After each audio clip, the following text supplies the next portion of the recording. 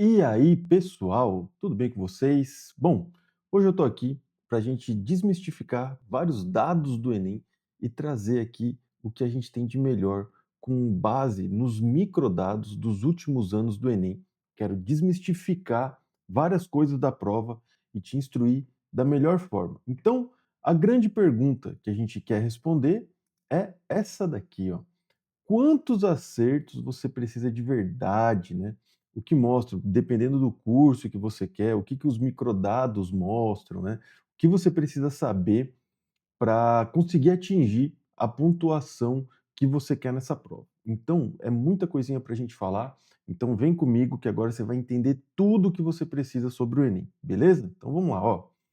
Primeira coisa aqui, né, ó, a mesma prova, mesmo os mesmos 30 acertos, ó, na mesma área, linguagens, ó, olha o que pode acontecer com sua nota. Você pode ir desde uma nota de 569,6 até 636,7, ó, são 67 pontos de diferença entre, por exemplo, 2 alunos, no caso aqui 3, né, que tiram mesmos 30 acertos, só que um fica com 569,6, outro 600 e outro pode tirar até 636. E por que que isso acontece? Como que pode uma coisa dessas, né, o mesmo número de acertos terem notas tão diferentes? Então vamos tentar entender isso aí, tá? E de onde vai vir tudo isso que eu vou mostrar para vocês? É de um estudo aí dos microdados, né, com uma base de mais de 3 milhões de alunos, que é todo mundo que fez aí no último ano, até tenho dados dos outros anos, para a gente ter referências com dados oficiais aí, do INEP sobre essa prova, beleza? Então olha só, a média de acertos em cada área, né, nesse último ano de 2025 foi essa daqui, ó. Linguagens 532, humanas 512, tá, baixou, natureza 500. Você vê que natureza é a área onde a média é a menor de todas, tá? 500 pontos, matemática 520 e redação 618, né. Então, fica um alerta aí para ciências da natureza, é onde o Brasil todo tem mais dificuldade, é a menor média aí, das 3, beleza? Já com redação, né, a média desse último ano foi 619, de 2024 tinha sido 660 e de 2023 645. E pasmem, tal, só 10 alunos conseguiram ter nota 1000 nesse último Enem. No ano anterior, 12 e em 2023, 60. E isso vem diminuindo, tá? A cada ano. Olha isso daqui, né? É um histórico das notas 1000 de redação do Enem. A gente teve ali, né? Com certeza você hoje gostaria de ter feito o Enem aqui, ó, nesse ano, né? De 2011. Nossa, teria sido lindo, né? 3.700 redações nota 1000 e depois é só ladeira abaixo com 2025 sendo o pior ano, vamos dizer assim, né, com a menor quantidade de redações, nota 1000, tá? Menor quantidade. Então, fica esse dado, vamos ver como é que vai ser esse ano, tá? Mas eles têm mudado muito, né? Você que é estudante já deve saber os detalhes lá da repertório de bolso e tudo mais. Então, isso aqui são dados aí só para você ver esse histórico, beleza? Então, olha só, ao mesmo tempo que eu mostrei a média ali para vocês, cada área a gente tem o máximo. Por exemplo, imagina que você gabaritou todas as áreas. Já é uma primeira dúvida. Você pode tirar 1000, mesmo gabaritando todas as áreas? A resposta é não, e os dados estão aqui, ó. Por exemplo, linguagens, você pode ver aí, ó, mesmo se você tirasse 45 de 45, você tiraria ali a nota máxima de 794,5. Você não ia nem chegar a 800 pontos em linguagens humanas, 856. Natureza, tem um detalhe aqui, né, que esse ano passado teve 2 questões anuladas, deveriam ser mais, né, por aquele vazamento, mas tudo bem, teve 2. E a nota máxima, então eram 43 questões que dava para acertar, foi de 858. Você vê que já vai aumentando, né, linguagens menos, humanas mais, natureza mais ainda e matemática mais ainda. Aí você pode perguntar: "Poxa, mas só 2 pessoas acertaram?" Que é o seguinte, gente, também teve uma questão anulada de matemática, Só que o Enem ano passado sempre tem uma reaplicação, que é uma segunda prova, né, que é aplicada depois, e teve uma terceira por causa da COP que foi lá no Belém. Então, em alguma dessas outras provas, ou na reaplicação, ou na prova de Belém, que não teve questão anulada, 2 pessoas conseguiram gabaritar, matemática. Na prova oficial, o máximo que dava para chegar era 44, por causa da anulação, mas nessas outras, como não tiveram questões anuladas, 2 alunos conseguiram gabaritar essa prova aí, tá. Então foi isso que aconteceu, e no máximo você chegaria a 980. Então veja, a única área que dá para você chegar na nota 1000 é redação. Redação dá para você tirar 1000. Dessas outras aqui, nenhuma dá para você chegar a 1000. A que chega mais próximo é matemática, pelo nível das questões com base no TRI. As outras, o nível das questões são mais baixas, logo o máximo que você consegue atingir é um pouco menor. Então você vê que aqui já é uma primeira estratégia para quem quer alavancar nota pelo Enem. Matemática e redação são as áreas que mais você consegue alavancar nota, são as únicas que você consegue, de fato, ter uma média maior do que 900 pontos. Em seguida, ciência da natureza, humanas e linguagens. Lógico que existem universidades que tem peso para cada área. Então, eu posso estar falando para você que matemática e redação é a principal, mas dependendo da faculdade, às vezes, linguagens e humanas têm peso 3. E aí, essas áreas vão ser mais importantes para você. E a gente tem aqui uma página que você pode pesquisar isso, vai ficar aqui no link da descrição. Você pode entrar lá, olhar a nota de corte dos últimos anos e ver se a sua universidade tem peso para cada área do Enem e já se preparar conforme esses pesos, beleza? Então, continuando, isso daqui eu acho bem interessante esse gráfico, porque ele mostra aqui como foi a distribuição. A maioria dos alunos, ó, essa grande maioria, ficou aqui com nota, ó, entre 500 e 550 mesmo. E olha conforme vai avançando, ó, só 17 alunos conseguiram ficar com média final, né? Soma 5 áreas, divide por 5. Só 17 conseguiram ficar com média final acima de 850 e entre 900. Ninguém passa disso aqui, tá? Quando você vê um vestibular que a média, o corte é maior do que 900, é porque está levando em conta os pesos. Aí, às vezes o peso multiplica a área por 3, por 4, por 2, enfim.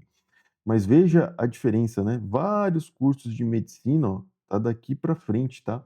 Já é uma queda brutal aí, pensando que tem mais de 3 milhões de alunos fazendo Enem e 32 mil para frente aí conseguiram notas acima de 750, média final aí do Enem, tá? Então, muito, muito pouco, beleza?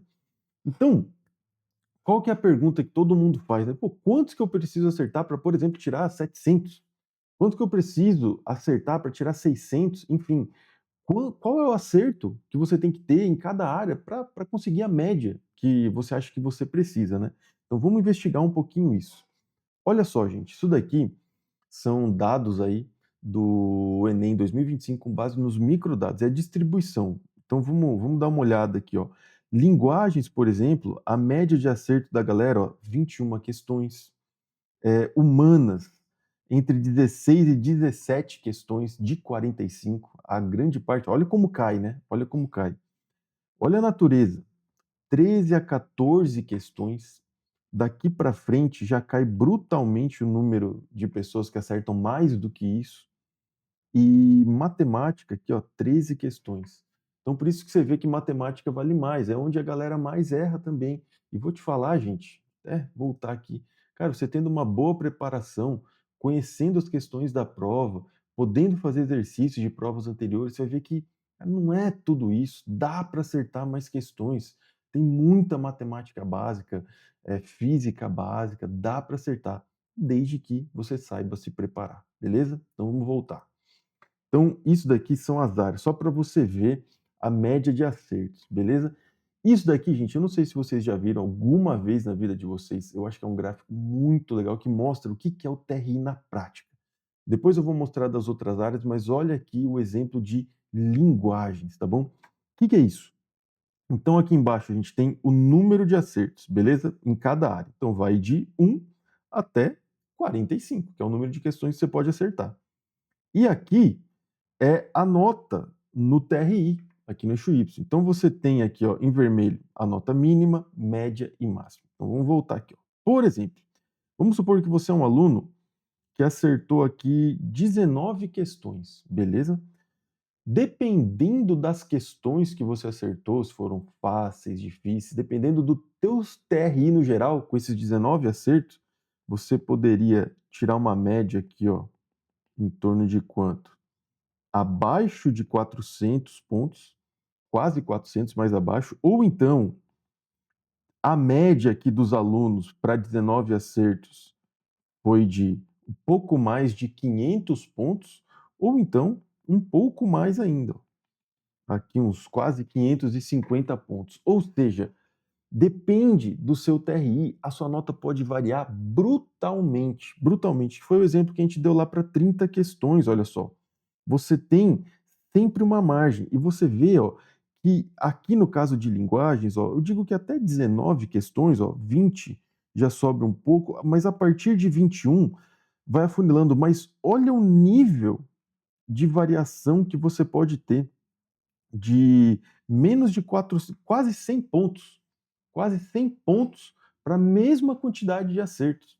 E conforme você vai acertando mais, isso aqui vai afunilando. Então você pode realmente chegar a 40 questões, acertar 40 e ter ainda uma certa variação. Só que daí o gap já é menor.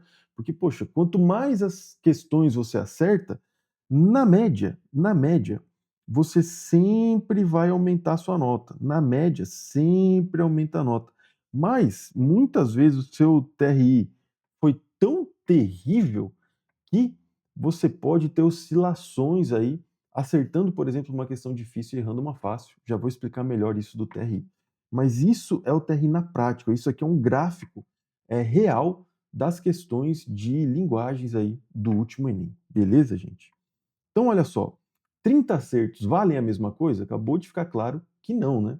Em linguagens, por exemplo, 30 acertos você tem na média, ali pegando aquela linha do meio, 600 pontos, humana 641, natureza 679,4 e matemática, olha a diferença. E aqui, não sei se já aconteceu com você, deixa eu até voltar, muitas vezes você faz o Enem, ou já teve algum amigo que fala, poxa, mas eu nem sou bom em matemática e foi minha maior nota. Nossa, eu não sabia que eu ia sair tão bem em matemática, mas na verdade, matemática vale mais. Então, olha o número de acertos para você ter conseguido aquela média. Então, muitas vezes, sua média foi mais alta em matemática, você não estava esperando, mas você acertou muito poucas questões, só que ela, como ela vale mais, às vezes ela foi até uma média maior do que áreas que você é bom, como às vezes, muitas vezes, linguagens, você é bom em linguagens, mas o seu teto é mais baixo. E às vezes acertando menos em matemática, você conseguiu ter uma média maior do que uma área que você gosta mais, por exemplo, tá bom? Então é isso que está explicando aqui. Então, 167 pontos, né, separa a mesma quantidade de acertos em áreas diferentes, tá? Isso na média, às vezes até mais, tá? Depende do TRI. Então, ó, por exemplo, e para chegar nos 700 pontos? No último Enem, você teria que acertar 42 em linguagens para ter 700 pontos em linguagens, 37 humanas, 33 em natureza e 25 em matemática. Isso que eu estou querendo dizer. Então, às vezes você acertou 25 em matemática, já teve 700 pontos. E às vezes você acerta 30 em linguagens e não tem os 700 pontos. Então é difícil e realmente matemática é o que vai alavancar aí a sua nota, beleza? Olha aqui, pegando algumas notas, ó, 600 pontos, 700 e 800. 800 em linguagens, é impossível, não tinha como chegar nessa média. As outras aí, estão aí os números, né? 600, 30 em linguagens, 25 em humanas, 22 em natureza, 18 em matemática, 700 pontos, 42 em linguagens, 37 em humanas, 33 em natureza, 25 em matemática. Já 800 pontos, você tem que praticamente gabaritar aqui humanas, quase gabaritar a natureza, e matemática com 33 você já tiraria 800 pontos. Beleza? Olha só que interessante, né? Então, cada área e linguagens é o que menos pontua, natureza e matemática é o que mais pontua. Isso eu estou excluindo redação, tá? Daí é outro critério aí. Mas só para você ter um pouco de noção como as áreas pesam mais no Enem e mais ou menos aqui a média de acertos que você tem que ter, na média, tá? Para ter essa pontuação com base aí no último Enem, beleza? Então, por que que matemática pontua tanto, né? Um pouco do que a gente mostrou. Se a média de acerto é 13, cada questão que você acerta a mais é mais raro, né? É mais raro, é mais difícil você chegar nisso. Então, isso é valorizado no Enem. Se você está acertando mais questões, vai pontuar mais, e comparando com todas as áreas, é a que é mais difícil, logo, ela vai valer um pouco mais. As questões, né? O nível de TRI de cada questão da prova faz ela valer mais, beleza? Então agora eu volto lá no começo, que era no começo que a gente perguntou por que que 30 acertos deram 596 para um aluno e 636 para outro, né? Por que isso, né? A gente já entendeu um pouco, né? E aqui de novo, né, olha só que interessante, né, você vê que faltando de 2 em 2 acertos a mais, né, partindo aqui do 18 mais ou menos, né, você tem um pulo aqui na sua nota, isso na média, e para você chegar nos 600 pontos, ó, você precisaria de 30 aqui em linguagem, mas olha só, a diferença, né. Então, por exemplo, a cada 2 questões, em linguagens, mais ou menos, você aumenta aqui quase 20 pontos, né, quase 20 pontos. Em humanas também, ó, depende um pouco mais, um pouco menos, mas às vezes quase 20 pontos. Os 600 você já atingiria com 26 questões. Então, para cada área, meio que 2 acertos, você tem uma variação aí, ó, matemática até mais, aqui 30 pontos quase, então depende da área. Apenas 2 acertos já faz sua nota subir 30, 40, 20 pontos, tá? 20 pontos, né? Então isso é interessante. E as áreas que valem mais, como natureza e matemática, cada acerto é mais valorizado ainda. Aqui agora, são as curvas só de curiosidade das outras áreas, né, eu tinha mostrado linguagem, mas todas seguem o mesmo padrão. Aqui em natureza, né, ficou essa falha aqui, porque não teve 45 acertos, né, teve questão anulada, né, mas veja, eu acho até que o Enem tem tantas questões para poder calibrar isso aí do TRI, tá? Então, como o Enem não quer saber se você é capaz de acertar questões, ele quer saber se você entende do conteúdo, é uma prova para avaliar o nível da educação no ensino básico, né, e não só se você acerta ou não questões. Quanto mais questões você acerta, mais ele consegue identificar que realmente você domina o conteúdo. Então tem um certo limite, por exemplo, olha a natureza, 17 questões aqui, ó. Olha como ela cai, olha o nível de variação de nota que você pode ter para 17 questões, ó. Você parte aqui de 300 e pouco para 600, são 300 pontos para o mesmo número de acerto aproximadamente, né. Mas depois que você passa, no caso aqui de natureza, ó, de 26 questões, ó, aí começa a funilar, né. Aí a variação é bem menor. Isso vale para todas as áreas, ó. Tem um ponto que a variação é muito grande ainda, né, poucas questões, é difícil o Enem ter certeza que você manja mesmo da matéria ou não, então a variação pode ser grande, dependendo das questões que você acerta, e depois de um certo ponto vai afunilando bem, a variação é pouca, mas para cursos concorridos pode decidir a sua aprovação. Pensa nisso, medicina, cada questão vale ouro, né? E às vezes uma variação por ter feito um mau TRI, né, uma prova mal feita ali no TRI, pode custar sua vaga, né? E isso vale para todas, beleza? Para todas as áreas aqui tem essa variação, né? Interessante. Então, o que que o TRI está medindo? Não é só se a questão difícil ou fácil e aquele papo de que a difícil vale mais. Não é isso, gente. Tenta entender isso de uma vez. Coerência. O TRI mede a coerência da sua prova. Cada questão tem um nível de dificuldade e para o Enem, ela está atrelado a habilidades. Logo, se você é capaz de acertar uma questão difícil que envolve mais habilidades, o Enem acredita e pensa o seguinte: cara, se você acerta essa questão, você deveria estar acertando questões mais fáceis que te exigem menos. Se você está errando essas questões fáceis e acertando essas difíceis que te exigem mais, algo errado está acontecendo. Você está chutando, você está colando, o que está acontecendo? Como que você consegue acertar uma questão que te exige mais? Você precisa mobilizar muito mais habilidades e uma fácil, que às vezes é só ter decorado alguma coisa, você está errando. Então, olha só, o aluno A acerta as fáceis e as médias, erra as difíceis. O modelo lê como conhecimento consolidado, a nota é mais coerente. Você, às vezes, errou as difíceis, beleza, você não sabia mesmo, mas a tua prova é coerente, você tem uma média, às vezes até alta. Já o aluno B, ele erra as fáceis, acerta as difíceis e ainda espalhado. O modelo vê como possível acerto ou acaso. E a nota, ela sobe menos. Mas muitas vezes, quando você olha os microdados, e às vezes eu olho assim, parece que é quase uma punição, certo? Parece que parece que o Enem tenta te punir mesmo. É tipo, cara, você não devia ter acertado essa questão. E ainda ter errado essas fáceis aqui, cara, tá muito estranho.